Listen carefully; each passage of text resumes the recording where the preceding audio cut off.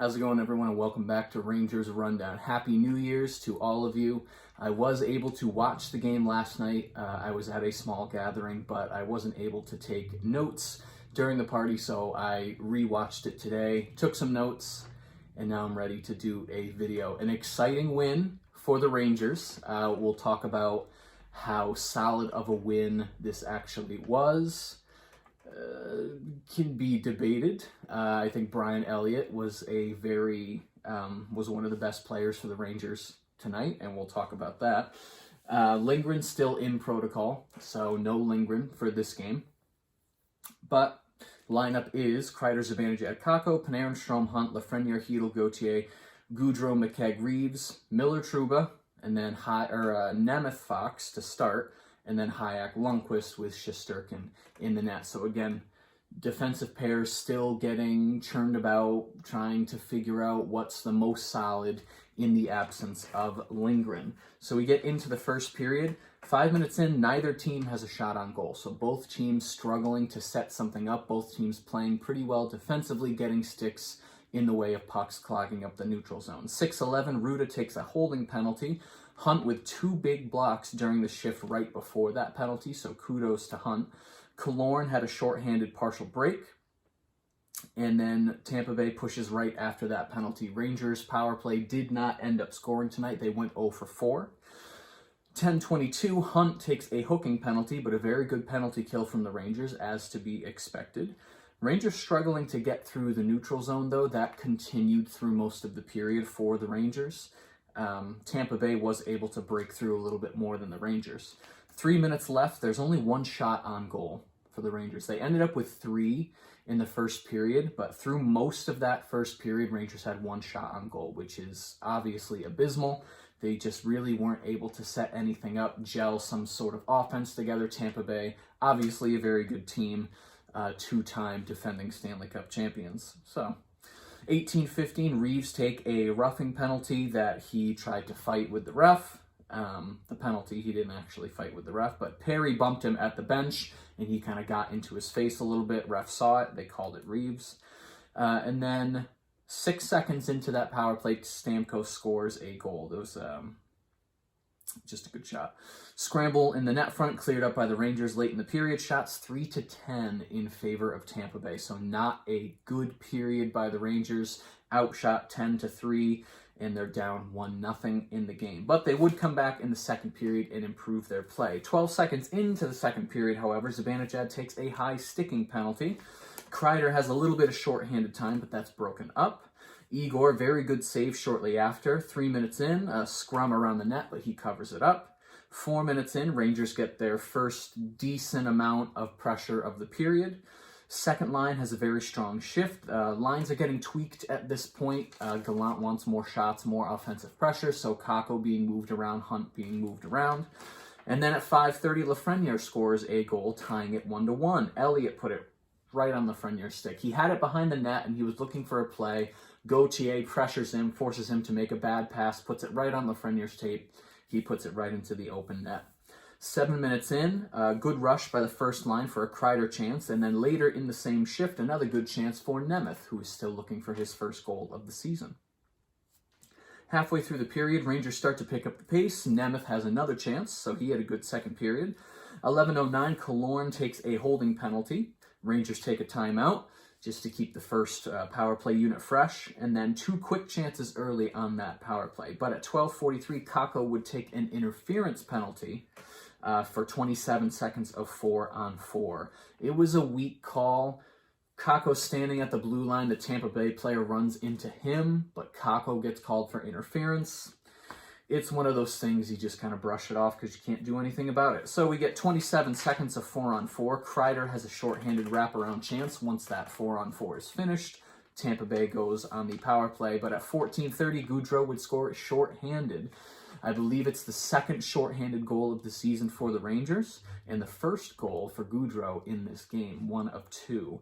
Elliott, again, gives it away to McKegg, who then puts it in the middle of the ice for Gaudreau, puts it through the 5-hole. So Rangers have 2 goals in this game, and Elliott has assists on both of them. So if Vasilevsky is in the net, Do the Rangers win this game? Who's to say? Tampa Bay pushes back right away after that shorthanded goal. Fourth line has a strong shift for the Rangers. 17:31, Colton just rips one right into the net, scores the goal, ties it 2-2. Zibanejad hit in the head by a bouncing puck shortly after that, and he goes straight to the locker room. It bounced up, hit him right in the jaw, I believe. Perry hits the crossbar in the final minute, so that's a little scary. And then at 19:14, Perry takes a tripping penalty. Kakko takes Zibanejad's spot on the power play while he's in the locker room, and he gets a shot early in the power play. At the end of the period, shots 12-10 in favor of the Rangers. So after being outshot 10-3, they outshoot Tampa Bay 12-10. Third period, you get a minute and 15 seconds of power play for the Rangers. Zibanejad is back on the bench, so he is fine. Couple of shots on that power play, nothing goes in the net. 5 minutes in, teams playing more defensively. It's more like the beginning of the game we get in the beginning of this third period. 6:59, Hunt and Tkachuk take offsetting roughing penalties. They did end up dropping the gloves, but I don't think the fight lasted long enough for the refs to call it fighting, so they each get roughing penalties. So it's 4-4 for 2 minutes, but neither team able to generate much. Tampa Bay really pushing halfway through the period, though. Palat misses an empty net on a Ranger giveaway right in front.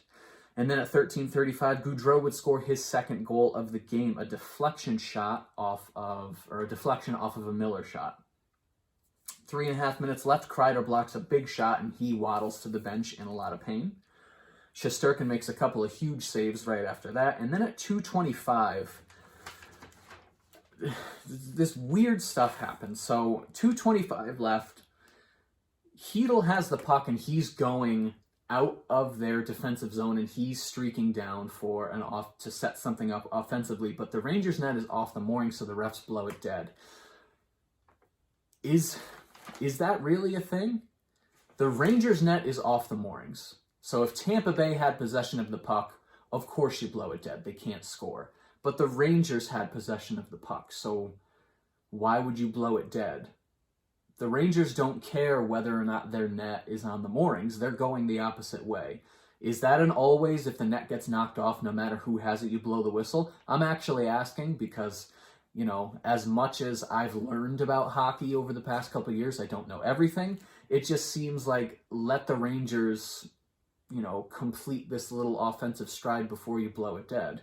I don't know. Maybe let me know in the comments.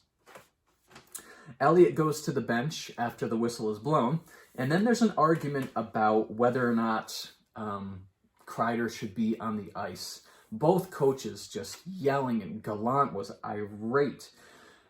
Kreider wasn't on the ice when the whistle was blown, so the whistle is blown, and then Gallant switches lines to get Kreider out there.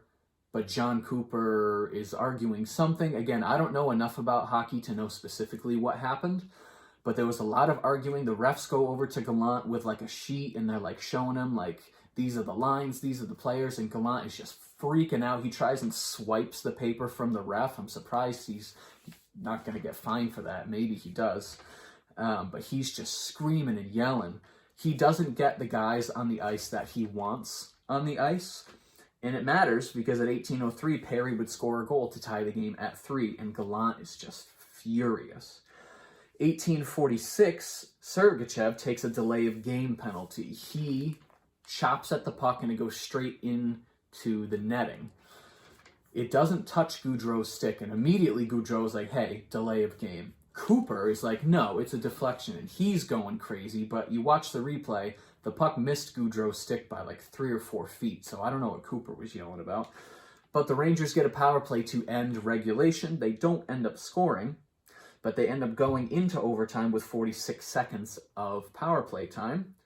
Wouldn't score, trading chances back and forth. We all know how open overtime can get. Gaudreau almost gets the hat-trick goal in the final seconds, which would have been amazing because he got his Stanley Cup ring last night before the game, so that would have been a nice day for him.